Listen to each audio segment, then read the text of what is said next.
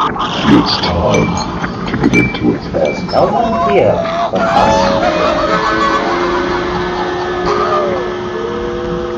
The Stool with Matt Nic.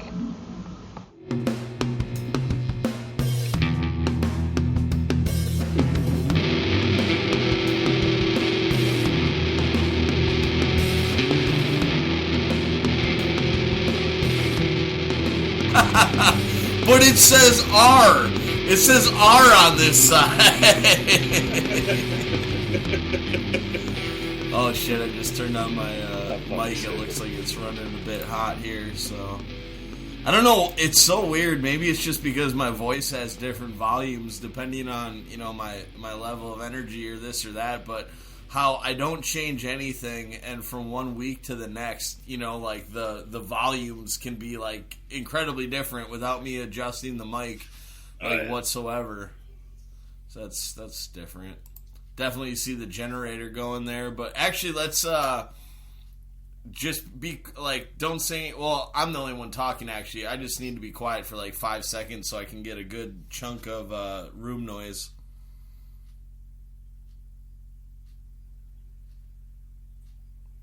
That should be good. Just need a little spot where I can select and say, hey, cut this bullshit out, just in case we get into some real good conversation while this shit's still running. I think he must be trying to equalize it or something. It's like it brings all the batteries to the same level, because like sometimes it's like the ones at the front get the best charge, and then it trickles like back. And then sometimes you have ones, that are like lower than others, and then you run this like equalizing function, which gets them all like to be, well, equal. Yeah. Right. Dude, so I was just laughing. Yeah, never. Oh, sorry. Go ahead.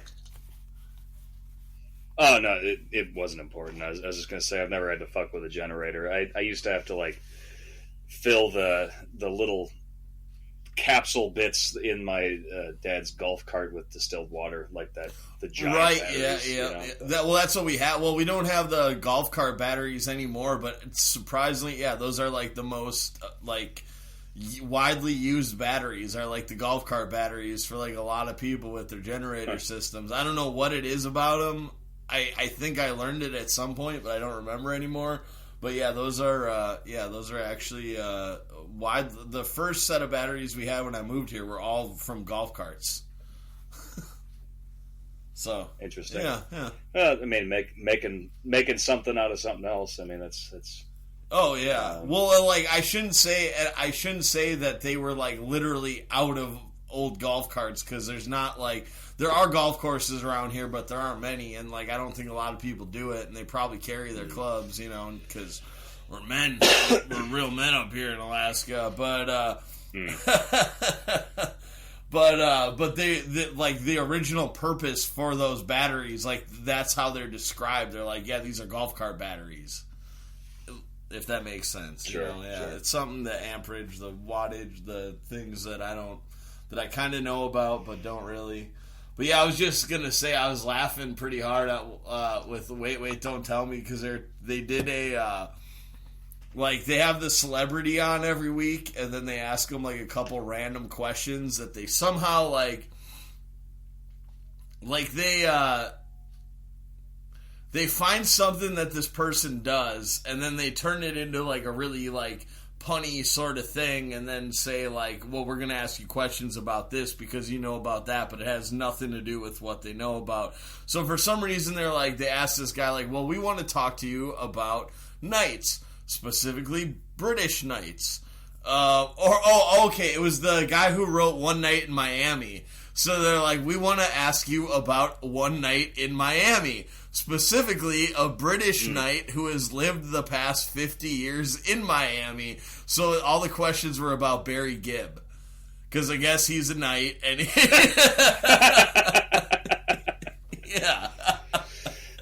a knight, and apparently he lives in Miami. Did you see that? That makes total sense. Did you see that message from the other day that I sent you, where I never put two and two together that the Bee Gees were called the Bee Gees because of the initials Barry Gibb? Oh, no shit. Yeah. I did see that message, and it's crazy. Oh. It is crazy that you would.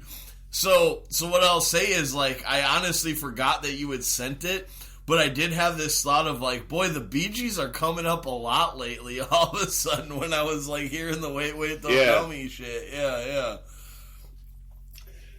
Well, there was that. I mean, the last time that Barry Gibb was coming up frequently was back in the day at Gearrock's house when he had that framed we thing. do the Was blow it off Barry of? Gibb and yeah, who was he with on that album? Was it Barbara Streisand? Yeah, it was. In the white and the gold, and it was just the most, like, the most beautiful cocaine fucking platter you've ever seen. Like, it was horrible, but it was cocaine. Like, if we would have broken that up and, like, ground it down, it would have probably turned into coke. We just take the whole record, put it into a blender, like that blender from, like, the Will It Blend videos. You remember those back in the day? Like, oh, don't breathe that in, that's eye dust. Oh. Yeah. There used to be a lot of videos like that. I think there probably still are. It's just not as popular. But, like, there was the ones with the the hydraulic press. Like, every video is just something different going, like, put into a hydraulic press and see what happens. Which, of course, everything gets smushed. Surprise. Well, the Will It Blend, it was like it was supposed to be more of a advertisement for this, like, really good fucking blender, and just showing, like, you can fucking drop a phone in there and it just pulverizes it to fucking dust, you know? Yeah. But yeah, I was laughing. Thinking go ahead. No, I'm done. Go ahead. I was just gonna say, but, like, the thing that really made me laugh about, well, there were several things with the Bee Gees shit, and, like, I don't want to. This is all from Wait, Don't Tell Me, so I, like, hesitate. Like I don't want this to, for some reason, like, wind up in the show. It's just funny as hell. But like, I was picturing, they're talking about Barry Gibb living in Miami. And I was just thinking, like, for him, the world has probably not changed in 50 years. Like, he's still got his, like, feathered out hair, and he's wearing the white fucking suits, and he's just, like, walking down the street in Miami. Like, nothing, like, I picture him looking exactly the same as he did 1976, 70-something, you know? Probably a little grayer. No, but I mean, what I'm saying is I literally picture him looking the same for whatever reason, and just, like, walking down the street in, like, Miami. Like, aging hasn't happened. He thinks everything's the same that it's always been, you know, and he's just, like, Miami Vicing it up. Well, that's what happens when you embody the spirit of 1976, is you become that year and you never leave. Right. It's kind of a weird personal hell, but not hell, it's more like a purgatory. Because, like, the Bee Gees weren't always disco, but they definitely defined disco. Well, it's they had, like, folk hits in the 60s. So interesting you bring that up. One of the craziest things that that they talked about on Wait, Don't Tell Me was that in the 60s, when they were, like, being folk artists or whatever, Barry Gibb tried to write a concept album for them, which, like, failed miserably, and it was how the fuck did they describe it? It was like, goddamn, I was gonna write this down, and I'm like, no, I just listened to this, I'm gonna be able to remember it. But it was like ukulele, mandolin, fake Gregorian chant, finished off by, like, literally, like the dude just took a whole bunch of acid and then wrote down in a book that he was gonna write this concept album. I'm really failing the description right now because it's fucking hilarious. It's like, let me take all musical genres, put them into, like, a raffle, like, wheel, and then pull out 10 things and then say, this is what I'm going to make an album about. You know, like, that's, like, what the description was. That sounds like the worst low-rent version of Pet Sounds possible. Like, it sounds horrible. I bet... I didn't get... They didn't say the year specifically, so I don't know if it was before or after Pet Sounds, but that's a really good call. Like, I bet I would bet that Pet Sounds influence. He's like, yeah, we're gonna be just as good as the Beach Boys in Pet Sounds. Yeah, but no. I mean, like their early work is okay.